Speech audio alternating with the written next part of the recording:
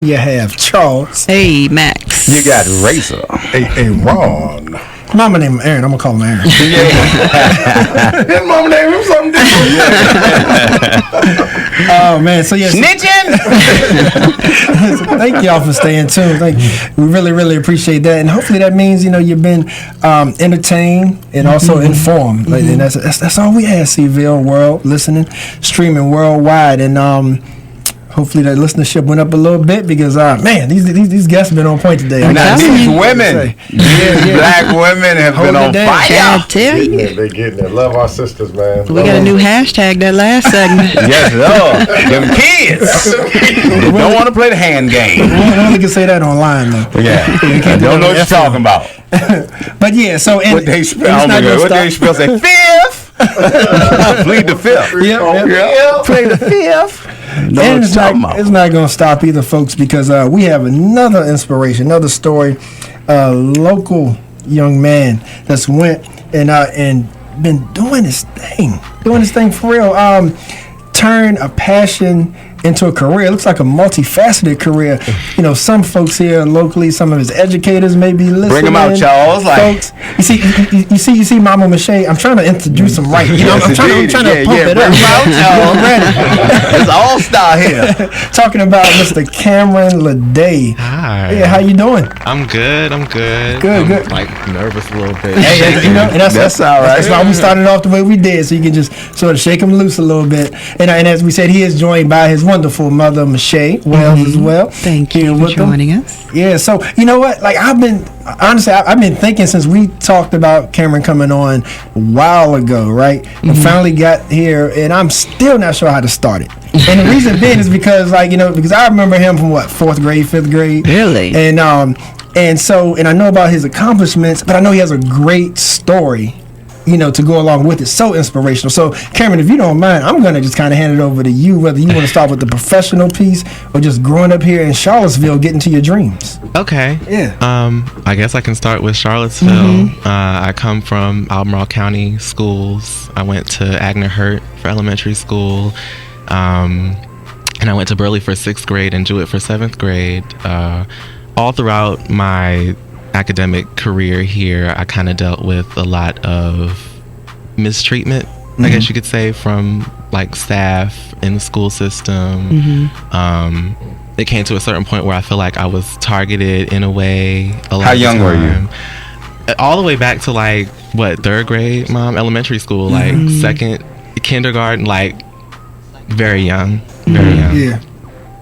Mostly because I was black and didn't really fit into either the you're black and you're loud and you lead a kind of aggressive nature in the classroom narrative, or you're just black and you do nothing in the classroom and we have to try to motivate you. Like I didn't fit in those stereotypes that they like to place you in the school system. I like to read in my spare time, or talk too much, or draw, and those things were looked at as like negative and bad. Like sounds normal. I was constantly getting sent to the principal's office for drawing, or just having a conversation or something. Like nothing serious ever. Yeah. And so, and I'm hearing those things, that stand out into, your professional aspirations now that you're in, right?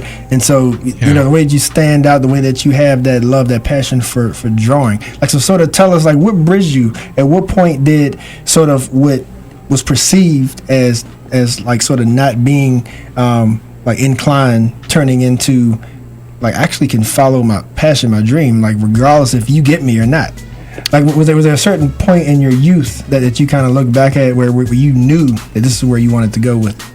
I used to sit in my room and just do my makeup in the mirror or whatever and be like, I wish that I could do this sort of thing on Instagram and on the internet like I see other people doing and make a career out of it and make some money, because I see other people taking advantage of the social media age. Like, we're living in a day and a time where people are coming up just off of being who they are and having a personality, being somebody, like you're just a unique person with a unique perspective, and people are interested in that. So even with drawing and my makeup and my art and my hair, like I take a lot of the pain, I guess, that I felt as a younger person and use it as inspiration and fuel for now to say, you know, I don't care what people think.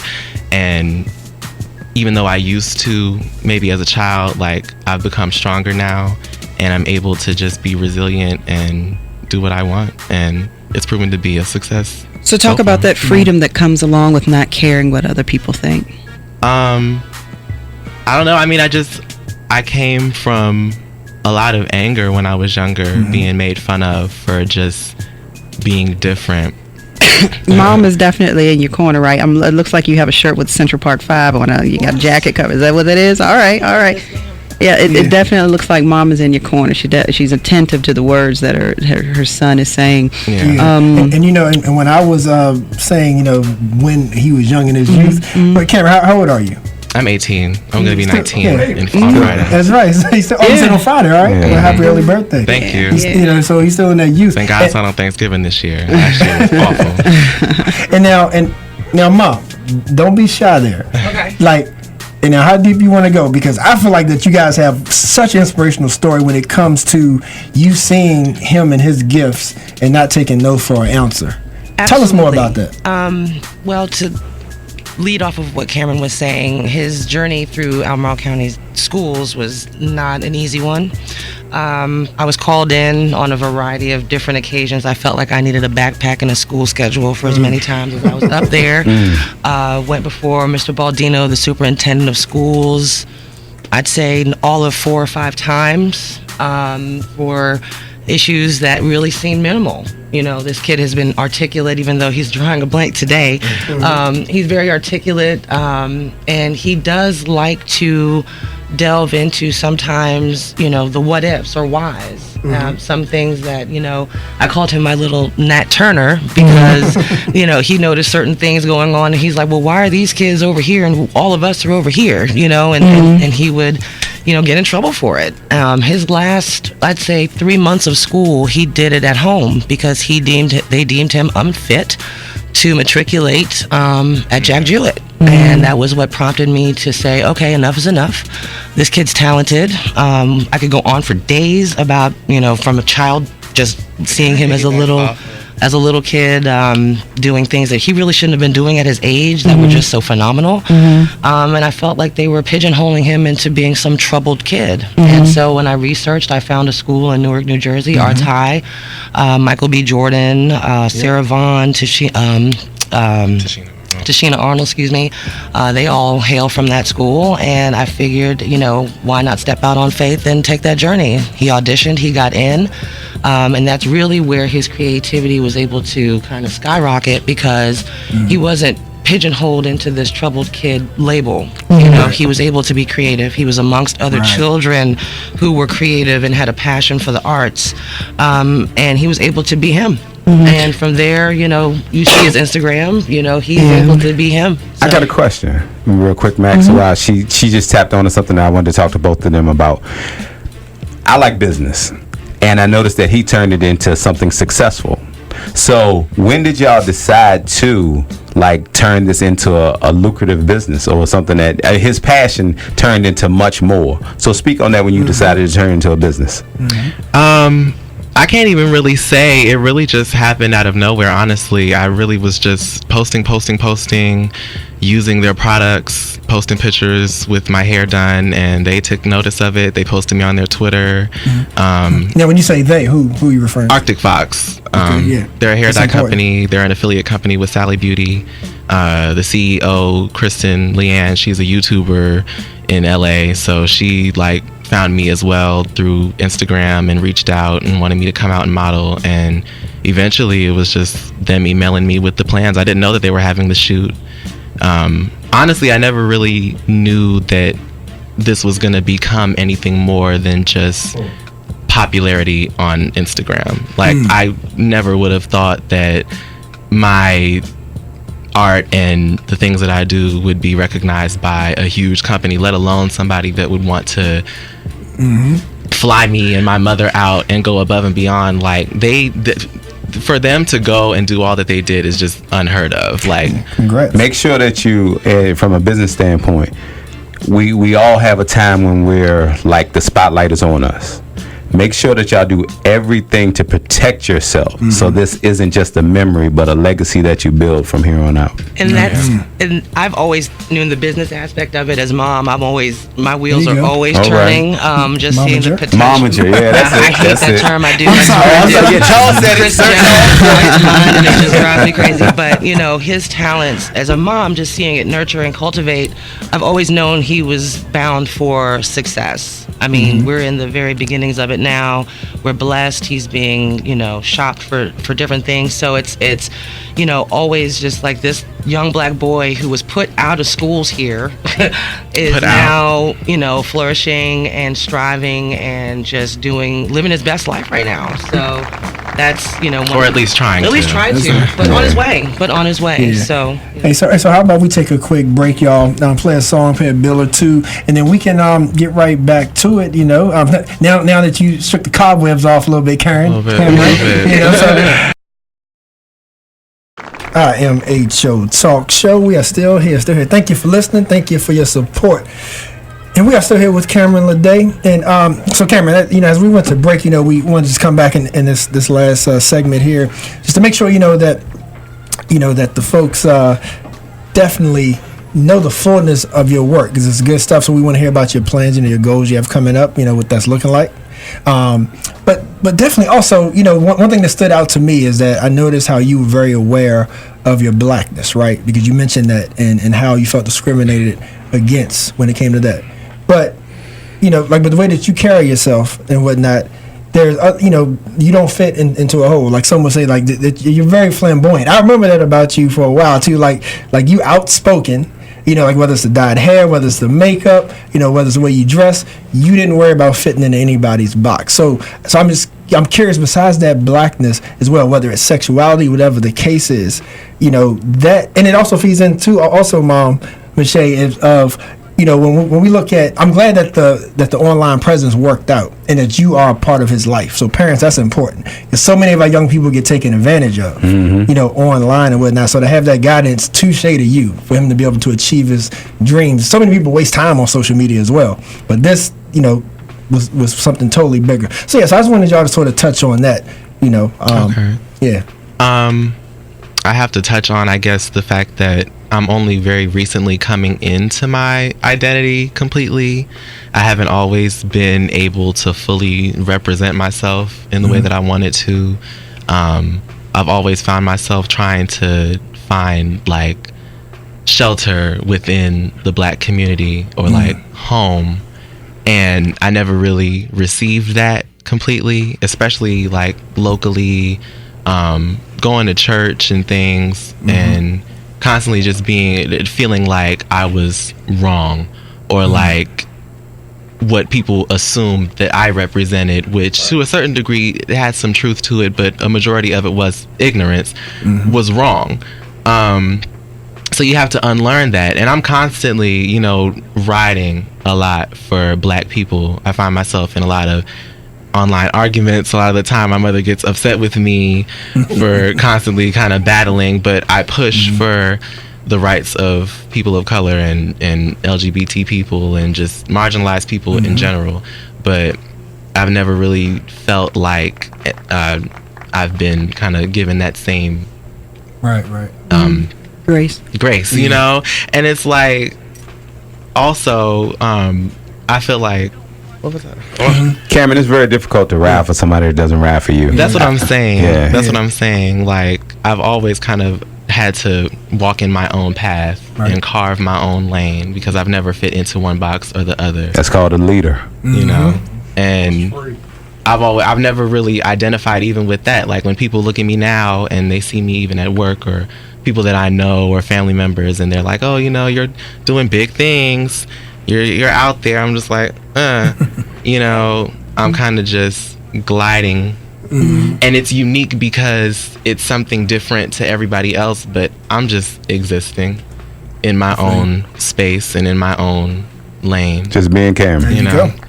But it's like, with black people especially, I feel like it's hard to embrace things that are different, and it's hard to embrace people that don't fit into the machismo or the hypermasculinity of it all. It's hard to embrace men that don't resonate with that for you, you know, men that don't exemplify masculinity to the 10th power, you know, like they can't really co-sign that. They can't ride with you. But yeah, Razor and I go through that a lot. We over here bumping elbows and you can't tell because like sometimes like you know Don't listen to that line. like it's my voice exactly, you can tell like my voice is a little light and so when Razor talks he tries to make his voice deeper than whatever it is, you know, like so yeah I get it. Charles, I have never did no such thing. You are lying on me this close to Christmas. So I have a question for you, Miss Shay, I think is what I hear Charles referring to you as.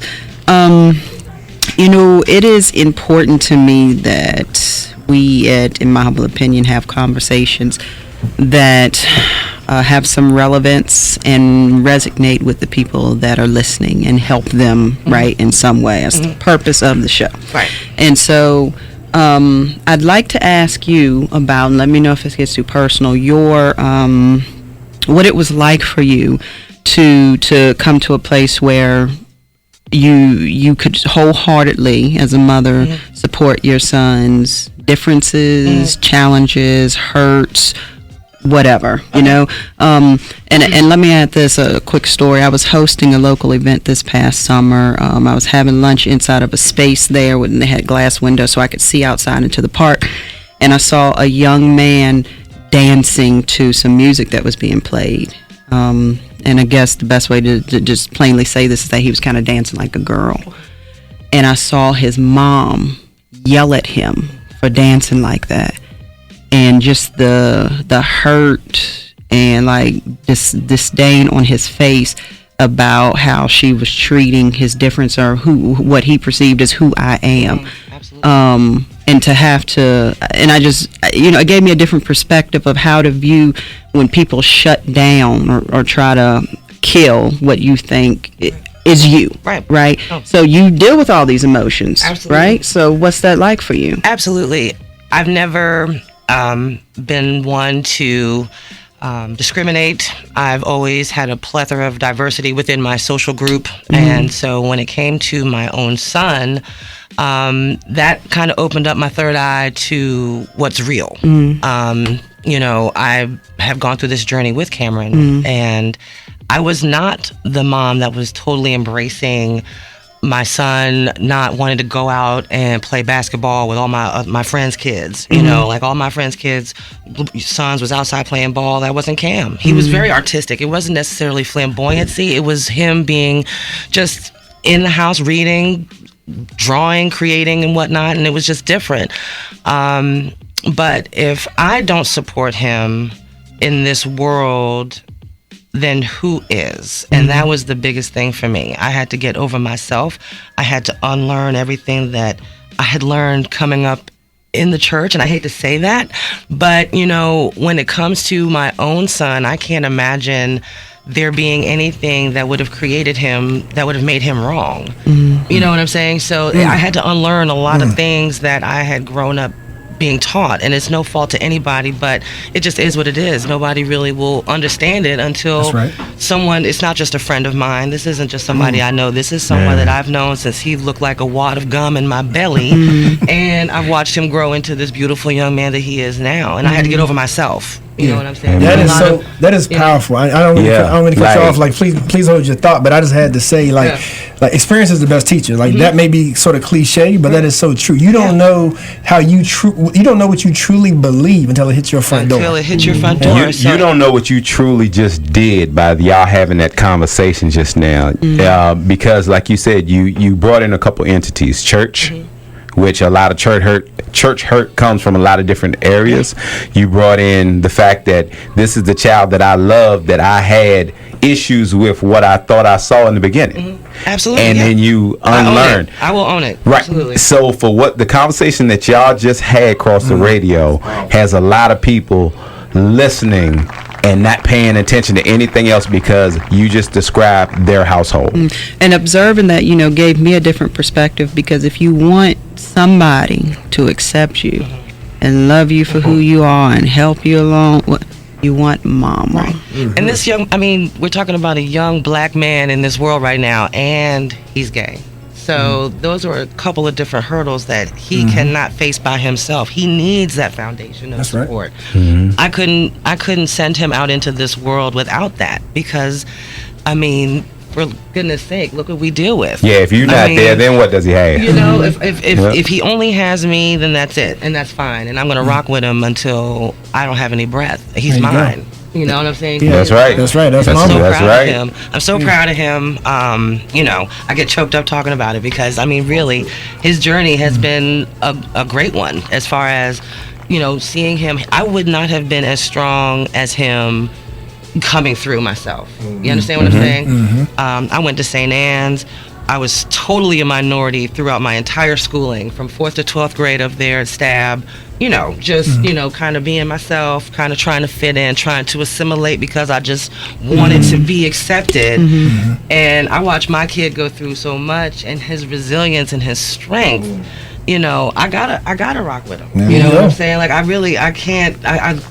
can't do anything else but. So. So, and now if we can too, 'cause I want to talk about like how that transitions into your profession that you're in. Like, do you consider it a profession at this point now? Like, you feel like that you all in? Like, this is what you're going to do? I don't necessarily consider it a profession as of right now. Only because, this is like the one job that I've done. I haven't professionally modeled outside of this job here. But it is a start to something. It did let me know that I can go somewhere and do something just off of my presence and my personality and what I do. So that pushes me to move forward. Can I add just one thing? Yeah. Not only did he market himself, but the same lady, Kristen, the CEO of the company, came all the way from San Diego to just have dinner with Cameron and I when they flew us out to LA. Like, literally drove 2.5 hours just to sit with him, just to talk with him, just to. And we text from time to time. And they text me. Right. Yeah, let them know you got that connection right here. Eat a little more than dinner, mama. You know what I'm saying? Just saying. So you have the Arctic Fox campaign. Yes, and that's out now. That came out on the 15th. Tell us about it. It's a bleach. It's a safe bleach. I don't have any affiliation with Arctic Fox other than them sending me PR packages every couple of months and me working with them for takeovers on their Instagram and this modeling. So, but it's a really good dye. So I'm assuming it's going to be a really good bleach. I haven't received my package yet. But when you say bleach, now are you just hair, or what are we talking about? For Arctic? Yeah, like when you refer to bleach. Oh, like so it's a hair bleach. Okay. It's got like mango oil and papaya seed oil. It's all natural. Like, it's made for people who are afraid of other bleaches that don't want to damage their hair. It doesn't do very extensive damage to the hair. It's very light. But yeah, they went above, like I was saying, they went above and beyond. Everybody else that modeled for them was just like an agency model that they got from whoever with the talent people with their company. But for me, they seeked me out and gave us hotel accommodations and all that good stuff. That sounds a lot. So I thank them. Yeah, and so is your art being incorporated in that? But if not, just sort of let us know, some of your goals, some things we can look out for. Modeling, I do my art still on my Instagram. That's what I'm focusing on now, trying to get back on my grind with my posting, because I haven't been lately. I've been working full time. But there you go. I'm trying to get back in the swing of things with my art and my YouTube channel, and just doing hair now, dyeing wigs and lace fronts and things of that nature. Like, I'm really just trying to, there's so many different avenues of stuff that I could have my hand in. It's difficult to figure out what route I want to go down and just stick with it. Like, I want to be multifaceted, and I don't want to just do one thing, but I want to be successful. It's just it's hard, especially when you're the first generation of something in your family doing a particular thing. Like, everyone else in my family is an academic. Like, my mother went to college, my grandparents were business owners here locally. I'm not of that same grain, I'm more artistically inclined, clearly, but I don't have anybody else really to pull from in my family unit to say, how do you do this or how do you do that? It's all really on my shoulders. Yeah. Cameron, if I except can- that business part. Yeah, Mom got him on that. One thing I can say is, if I can give you any information, duplicate yourself.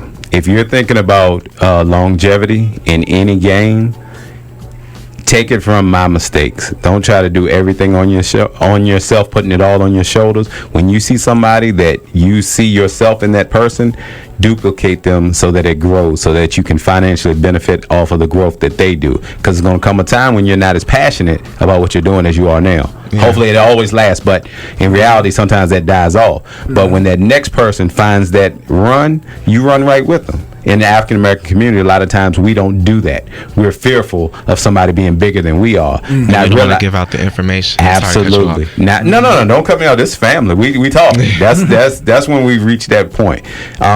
So if you can duplicate yourself and then make that next person grow, and they do the same thing, whatever you decide to call your brand will outlast you. Yeah. This is AA Ron. I just wanted to say, when Arctic Fox sends you your kit, you make sure you hook me up with that jacket right there. Okay. And I need that money green. I'm going money green, Mom. I'm going money green. They have so many bottles of dye that they've sent me that I haven't used yet, so I'm ready. If anybody wants their hair dye, I have a Facebook page. I'm bold. No, we're not. No, we're not. So you said if anybody's interested in getting their hair. Yes. I'm on Instagram at uni.cc.orn. That's just my overall page where I post my regular stuff. Say it one more time. At uni.cc.orn. My hair page where I post all hair stuff is at Cam Did It with 2 T's. Mm-hmm. Low key corny, but I had to pull out something. It works. It works. And the Facebook page is Cam Did It as well, with just 1 T, and it's all separate words. That crap going. All right. Yeah. All right. Crap going. Any other closing remarks, fellas? We're good, man. Super proud of you, man. Mama. Proud of you as well. Yes, thank y'all. Keep you following your dreams. Like that. Sometimes people have to, scratch and claw just to figure that, or wreck their brains to figure things out. But then, other times God makes it apparent, just like shows you. And I had gotten fired like the month before I got this opportunity. I was working in the mall at Route 21, and they fired me for calling out, and then this happens. I was like, oh, don't worry about it. I got 5 from every job I ever had. He ain't lying. That's why I had to start my own business. I can't keep a job. All good. All right. Thank you, Cameron. No problem. Thank y'all for sitting down with us. We wish you much success, best of luck, man. And most of all, I wish you the peace of learning who you are and being confident in that. I do. Thank you. All right. In my humble opinion, we'll be right back.